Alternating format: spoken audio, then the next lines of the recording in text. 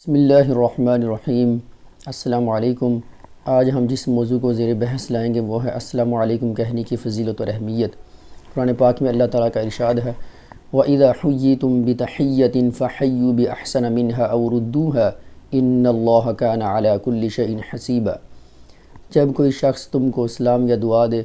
تم جواب میں اس سے بہتر کلمات سے اس شخص کو سلام یا دعا دیا کرو، یا کم از کم انہی الفاظ میں اس کو لٹا دیا کرو، بے شک اللہ تعالیٰ ہر چیز کا حساب لینے والا کافی ہے۔ دنیا کے تمام قوموں اور مذہبوں میں جب بھی لوگ آپس میں ایک دوسرے سے ملتے ہیں تو گفتگو کا آغاز اچھے کلمات سے کرتے ہیں، جیسا کہ گڈ مارننگ، گڈ ایوننگ، شب بخیر اور صبح بخیر وغیرہ۔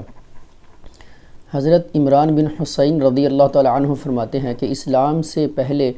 عربوں کی یہ عادت تھی کہ جب وہ ایک دوسرے سے ملتے تو کہتے حیاک اللہ انعم اللہ بک عینا، اللہ تعالیٰ آپ کو زندگی دے یا آپ کی آنکھوں کے اوپر رحم کرے۔ پھر جب ہم اسلام میں داخل ہوئے تو حضور اکرم صلی اللہ علیہ وآلہ وسلم نے ہمیں السلام علیکم کہنے کی تعلیم دی۔ وہ بیان کرتے ہیں کہ حضور اکرم صلی اللہ علیہ وآلہ وسلم کی عادت مبارکہ تھی کہ وہ بہت زیادہ سلام کیا کرتے تھے۔ جب آپ صلی اللہ علیہ وآلہ وسلم گھر میں داخل ہوتے تو السلام علیکم کہتے، جب گھر سے باہر نکلتے تو پھر بھی وہ السلام علیکم کہتے، جب سو کر اٹھتے تو پھر بھی وہ السلام علیکم کے الفاظ دہراتے تھے۔ ابو داؤد شریف میں ایک حدیث ہے جو کہ وہ اپنی کتاب میں درج کرتے ہیں، وہ بیان کرتے ہیں کہ حضور کرم صلی اللہ علیہ وآلہ وسلم نے اپنے صحابہ کی السلام علیکم کہنے کی اس قدر تربیت کی ہوئی تھی کہ صحابہ بیان کرتے ہیں کہ ہم دو صحابی اگر گزر رہے ہوتے اور ہمارے درمیان میں سے کوئی بڑا پتھر یا کوئی درخت آ جاتا تو جب ہم اس کو کراس کرتے، پار کرتے، تو اس کے بعد جب ہم ملتے تو کہتے السلام علیکم ورحمۃ اللہ وبرکاتہ۔ اور اس سلام کہنے کی اہمیت اس ایک اور حدیث سے واضح ہوتی ہے کہ آپ صلی اللہ علیہ وسلم نے ارشاد فرمایا من بدأ بالکلام قبل السلام فلا تجیبوہ، جو بھی شخص آپ سے گفتگو کا آغاز کر دے، ابتدا کر دے السلام علیکم کہنے سے پہلے، تو آپ اس کو جواب نہ دیں۔ اس حدیث میں آپ صلی اللہ علیہ وسلم نے اس بات کی تعلیم دی کہ اگر کوئی شخص آپ کو السلام علیکم کہنے سے پہلے ہی گفتگو کا آغاز کر دیتا ہے آپ کے ساتھ، تو آپ اس کو یہ تعلیم دیں کہ پہلے آپ السلام علیکم کہیں، پھر آپ اپنی گفتگو کا انداز کریں۔ اس سلسلے میں ایک اور حدیث میں آپ کے سامنے پیش کرتا ہوں جس میں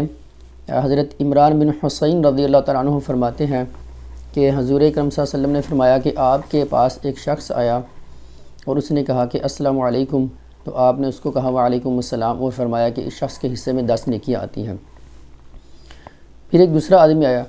اس نے کہا السلام علیکم ورحمۃ اللہ وبرکاتہ، آپ نے ارشاد فرمایا کہ 20 نیکیاں۔ پھر ایک تیسرا شخص آیا، اس نے کہا السلام علیکم ورحمۃ اللہ وبرکاتہ، تو آپ نے فرمایا 30 نیکیاں۔ تو اس سے یہ بھی پتہ چلتا ہے کہ اگر ہم جتنے اچھے الفاظ استعمال کریں گے اور جتنا اچھا کسی کو سلام یا دعا دیں گے تو اللہ تعالی ہمیں اتنا ہی زیادہ اس کا اجر اور ثواب عطا فرمائے گا۔ اس سلسلے میں ایک واقعہ آپ کے ساتھ شیئر کرتا ہوں۔ طفیل بن ابی بن کعب فرماتے ہیں کہ میں ابن عمر رضی اللہ تعالیٰ عنہ سے اکثر ملنے کے لیے جایا کرتا تھا، تو وہ مجھے اپنے ساتھ بازار میں لے کر جایا کرتے تھے۔ جب ہم بازار میں جاتے تو وہ کسی بھی ریڑھی والے کو یا دکاندار کو جس کے پاس سے وہ گزرتے تو اس کو کہتے السلام علیکم، ہر کسی کو وہ سلام کرتے تھے۔ پھر جب ہم بازار سے باہر نکل جاتے تو میں ان سے یہ سوال کرتا کہ آپ نے کسی چیز کا باؤ تاؤ نہیں کیا، کسی چیز کو خریدا نہیں یا نہ ہی کوئی چیز فروخت کی ہے، تو آپ یہاں کس لیے آتے ہیں؟ تو وہ کہتے تھے کہ میں صرف السلام علیکم کہنے کے لیے آتا ہوں۔ تو یہاں سے یہ بھی پتہ چلتا ہے کہ ہمارے سلف اور بزرگوں میں ایسے لوگ بھی موجود تھے جو کہ چھوٹی سی نیکی کو بھی حقیر نہیں جانتے تھے، حتیٰ کہ اگر انہوں نے السلام علیکم بھی کہنا ہو۔ اس لیے حضور اکرم صلی اللہ علیہ وسلم نے ایک دوسری حدیث میں فرمایا کہ تم چھوٹی سی معمولی سی نیکی کو بھی حقیر نہ جانو اگرچہ اپنے بھائی سے خندہ پیشانی کے ساتھ ملنا بھی ہو۔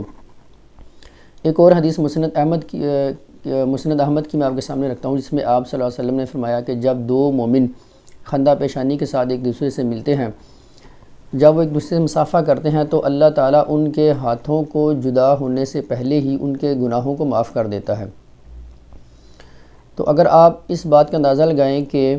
السلام علیکم کہنا اور اس پر عمل کرنا، اور گویا کہ جو شخص آپ کو السلام علیکم کہہ رہا ہوتا ہے وہ اس حقیقت کی طرف اشارہ کر رہا ہوتا ہے کہ تم میری طرف سے سلامتی اور امن میں ہو، چونکہ سلام جو ہے وہ اللہ تعالیٰ کی اسماء میں سے بھی ایک اسم ہے، اور جس کا معنی ہے محافظ و نگہبان ہونا۔ گویا کہ آپ اس شخص کو پیغام دے رہے ہیں حقیقت میں کہ آپ میری طرف سے ہر طرح کے شر سے، ہر طرح کی تکلیف سے، ہر طرح کے دکھ سے آپ محفوظ ہیں۔ یہ آپ اس کو میسیج دے رہے ہوتے ہیں، اور اللہ تعالیٰ کی سلامتی ہو، اللہ تعالیٰ کی خاص رحمت ہو آپ کے اوپر۔ عبداللہ بن سلام رضی اللہ تعالیٰ عنہ فرماتے ہیں کہ حضور اکرم صلی اللہ علیہ وسلم نے فرمایا، ایھا الناس افشوا السلام واطعموا الطعام وصلوا باللیل والناس نیام تدخلوا الجنۃ بسلام۔ اے لوگو، سلام کو پھیلاؤ، یعنی کہ السلام علیکم بہت زیادہ کہا کرو، ایک دوسرے کے اوپر اللہ تعالیٰ کی رحمت بھیجا کرو، اور لوگوں کو کھانے کھلایا کرو، لوگوں کی دعوت کیا کرو، جس سے آپس میں محبت بڑھتی ہے۔ وصلوا باللیل، اور راتوں کو اٹھ کر اللہ کے آگے جھکا کرو، والناس نیام، اس حالت میں کہ لوگ سو رہے ہوں، تدخلوا الجنۃ بسلام، اور پھر سلامتی کے ساتھ اللہ تعالیٰ کی جنت میں داخل ہو جاؤ۔ ان ساری احادیث اور واقعات سے یہ پتہ چلتا ہے کہ حضور اکرم صلی اللہ علیہ وآلہ وسلم نے سلام کرنے کی کس قدر تاکید کی ہے، اور اپنے صحابہ کو وہ کس قدر اس چیز کی تعلیم دیتے تھے کہ آپ جب بھی کسی سے ملیں، بات شروع کرنے لگیں، کسی کے گھر جائیں یا کسی کو الوداع کہنے لگیں تو السلام علیکم ضرور کہا کریں۔ تو ہمیں بھی اس بات کی عادت ڈالنی چاہیے، اور بچوں کو اس بات کی تعلیم دینی چاہیے کہ وہ بھی بہت زیادہ السلام علیکم کہا کریں،